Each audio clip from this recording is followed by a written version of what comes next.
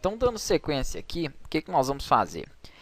Quando eu estou utilizando a ferramenta Form, estou trabalhando aí com os pontos, eu posso também adicionar esses pontos aqui através da barra de opção. Então, aqui eu consigo adicionar nós no meu objeto, eu apenas tenho que clicar aqui e escolher a opção para adicioná-la. Ele adiciona um novo ponto. Eu posso remover ele, excluindo, e tenho aqui diversas outras opções para trabalhar com ele. Se ele vai ser um nó em curva, então você pode aplicar ele primeiro, nem precisa ser com o botão direito. E depois você define, poxa, ali vai ser apresentado uma curva, ali vai ser um nó, né, de suavização. Né? O que é um nó de suavização? Olha lá o que ele faz. Ele deixa eu regular a proporção ali, né, de curva daquele ponto. Então, se eu criar aqui um outro nó, deixa eu criar ele e vou mandar ele dar aqui uma suavização dele. Na verdade, eu já suavizei aquele nó ali, então ele não deixaria, ele só suaviza esses nós da lateral. Aqui ele não suaviza por quê? Porque não tem curva. Se eu aplicar uma curva nele, ó, aí ele deixa eu fazer uma suavização naquele nó. Tem outras opções que é nó cúspide, né, onde eu posso fazer aí uma alteração aqui de forma livre nele. Olha como é que eu pego e carrego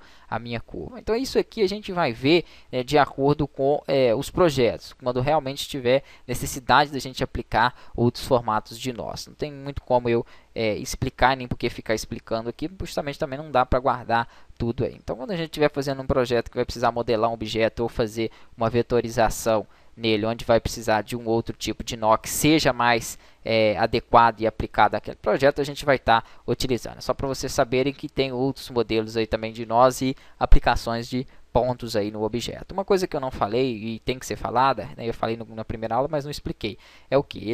O Corel é um programa que trabalha com vetor, então por isso que ele é muito usado em gráfica e objeto com alta qualidade. Se eu der zoom, posso ir aproximando tanto que for, que o objeto nunca vai perder qualidade. Se isso aqui fosse uma imagem, a imagem é montada em pixel, então quanto mais você aproxima, mais você vê aqueles quadradinhos dela assim, que são os pixels da imagem. Então essa é a diferença do Corel, que mexe com vetor, com o Photoshop aí, por exemplo, que trabalha com pixel. Então aqui a qualidade dos objetos são maiores. Uma outra coisa referente à ferramenta de seleção que eu não falei. Se você tiver aqui mais de um objeto, vou desenhar aqui outros retângulos aqui só para exemplificar.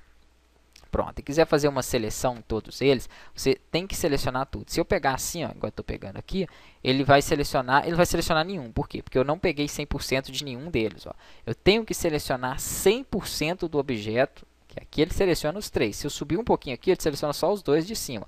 Esse aqui está fora da seleção. Tanto é que se eu mudar a cor deles, ó, ele não vai mudar desse de baixo, porque ele ficou fora da seleção. Então você tem que passar o mouse em todos eles. Um outro comando aí para a gente usar, se você quiser selecionar muitos, é o Ctrl A. Então se eu aperto o Ctrl A, ele seleciona aqui os três objetos. Se eu apertar o Delete, ele vai limpar e apagar aqueles três objetos ali. Antes de pular para a próxima ferramenta, eu vou mostrar aqui outros recursos também que nós vamos utilizar bastante. Eu tenho um retângulo aqui, quero gerar dois retângulos iguais a esse, então basta eu duplicar. Então vou vir aqui, ó, em editar,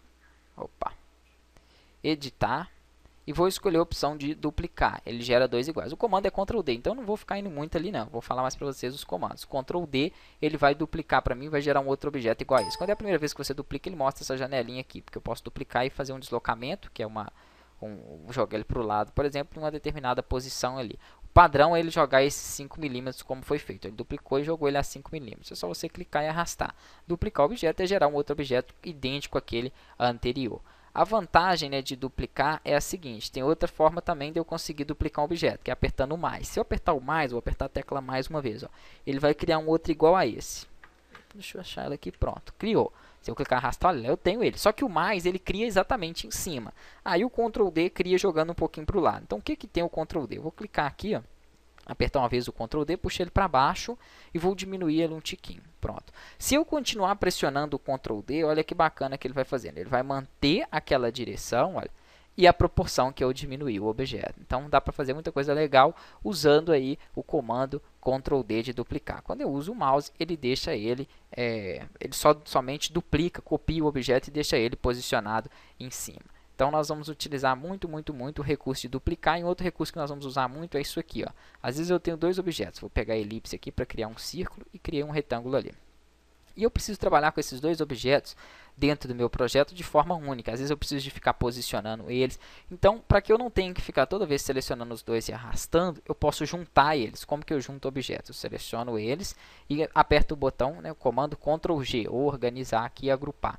Então, Ctrl G ele vai deixar com que eu mantenha aqueles dois objetos unidos. Ó. Se eu clicar fora, tirar a seleção e clicar nele, ele vai selecionar os dois. Qualquer alteração que eu faça para um deles, ó, é feita para os dois. Se eu mudar a cor, ele vai mudar dos dois. Então, Ctrl G é um comando para que você agrupe e una aí, né, os seus objetos. Próxima aula a gente dá sequência.